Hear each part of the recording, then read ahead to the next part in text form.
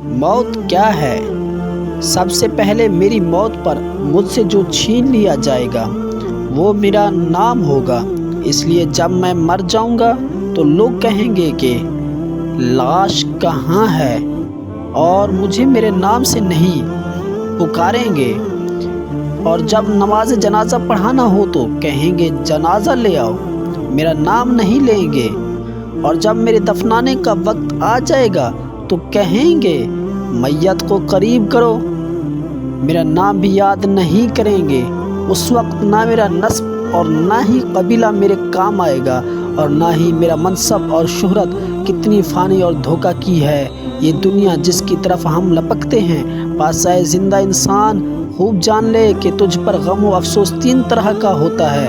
Number 1، جو لوگ تجھے سرسری طور پر جانتے ہیں وہ مسکین کہہ کر غم کا اظہار کریں گے۔ نمبر 2، تیرے دوست چند گھنٹے یا چند روز تیرا غم کریں گے اور پھر اپنی اپنی باتوں اور ہنسی مذاق میں مشغول ہو جائیں گے۔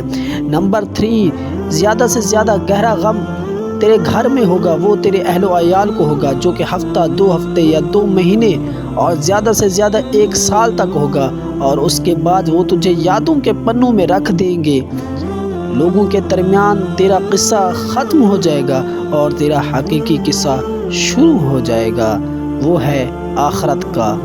تجھ سے چھین گئے تیرا نمبر 1 جمال، نمبر 2 مال، نمبر 3 صحت، نمبر 4 اولاد، نمبر 5 جدا ہو گئے تجھ سے مکان و محلات، نمبر 6 بیوی، نمبر 7 غرض و ساری دنیا،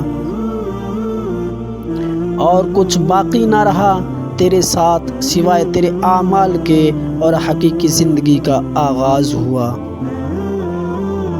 اب سوال یہاں یہ ہے کہ تو نے اپنی قبر اور آخرت کے لیے اب سے کیا تیاری کی ہے؟ یہی حقیقت ہے جس کی طرف توجہ چاہیے۔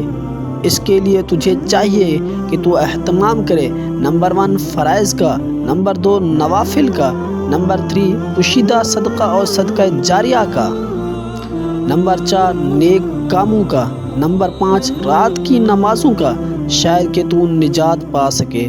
اگر تو نے اس مقالہ سے لوگوں کی یاد دہانی میں مدد کی جبکہ تو ابھی زندہ ہے، تاکہ اس امتحان گاہ میں امتحان کا وقت ختم ہونے سے تجھے شرمندگی نہ ہو اور امتحان کا پرچہ بغیر تیری اجازت کے تیرے ہاتھوں سے چھین لیا جائے، اور تو تیری اس یاد دہانی کا اثر قیامت کے دن تیرے اعمال کے ترازو میں دیکھے گا۔ اور یاد دہانی کرتے رہیے، بے شک یاد دہانی مومنوں کو نفع دے گا۔ میت صدقہ کو کیوں ترجیح دیتی ہے اگر وہ دنیا میں واپس لوٹا دی جائے جیسا کہ قرآن میں ہے؟ اے رب، اگر مجھے تھوڑی دیر کے لیے واپس لوٹا دے تو میں صدقہ کروں اور نیکوں میں شامل ہو جاؤں۔ سورۃ المنافقون میں آتا ہے۔ یہ نہیں کہے گا کہ عمرہ کروں، نماز پڑھوں، روزہ رکھوں۔ علماء نے کہا ہے کہ میت صدقہ کی تمنا اس لیے کرے گا کیونکہ وہ مرنے کے بعد اس کا عظیم ثواب اپنی آنکھوں سے دیکھے گا، اس لیے صدقہ کثرت سے کیا کرو۔ بے شک مومن قیامت کے دن اپنے صدقہ کے سایہ میں ہوگا، اور آپ اس وقت یہ صدقہ کر سکتے ہیں کہ 10 سیکنڈ کے اندر اس ویڈیو کو نصیحت کی نیت سے پھیلائیں۔ اگر آپ کو ہماری یہ ویڈیو اچھی لگی تو ہمارے چینل کو سبسکرائب، لائک، شیئر کر دیں۔